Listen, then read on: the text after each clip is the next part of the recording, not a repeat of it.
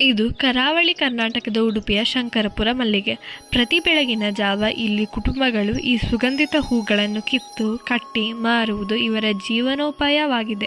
ಇದರ ಪರಿಶುದ್ಧ ಬಿಳುಪು ಬಣ್ಣ ಹಾಗೂ ಸುಗಂಧದ ಕಾರಣದಿಂದ ಈ ಹೂಗಳು ವಿವಾಹ, ದೇವಾಲಯ, ಧಾರ್ಮಿಕ ಆಚರಣೆಗಳಲ್ಲಿ ಉಪಯೋಗವಾಗುವುದಲ್ಲದೆ ಹೊರದೇಶಗಳಿಗೂ ರವಾನೆಯಾಗುತ್ತದೆ. ಈ ಹೂವು ದಕ್ಷಿಣ ಕನ್ನಡ ಜಿಲ್ಲೆಯ ಕುಟುಂಬದವರಿಗೆ ಬೆಳೆ, ಆಸರೆ ಮಾತ್ರ ಅಲ್ಲದೆ ತುಳುನಾಡಿನ ಸಂಸ್ಕೃತಿಯಾಗಿದೆ.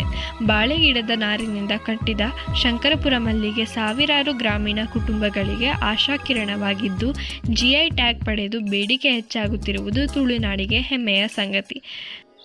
ಹೆಂಗಸರು, ಗಂಡಸರು, ಮಕ್ಕಳು, ವೃದ್ಧರು ಎಂಬ ಭೇದವಿಲ್ಲದೆ ಈ ಕೃಷಿಗೆ ಒಂದು ಹೂವು ನೂರಾರು ಬದುಕುಗಳು ಎನ್ನಬಹುದು. ಇದು ಶಂಕರಪುರ ಮಲ್ಲಿಗೆಯ ಕತೆ, ಕನ್ನಡ ಕರಾವಳಿಯ ಗರ್ವ. ಕುಶಾಲ ತಾತನ ಮನೆಯಲ್ಲಿ ಬೆಳೆದ ಮಲ್ಲಿಗೆ ಹೂ ಮುಡಿದು ದಿನವಿಡೀ ಅದರ ಸುವಾಸನೆಯಲ್ಲಿ ಮೆರೆದೆ.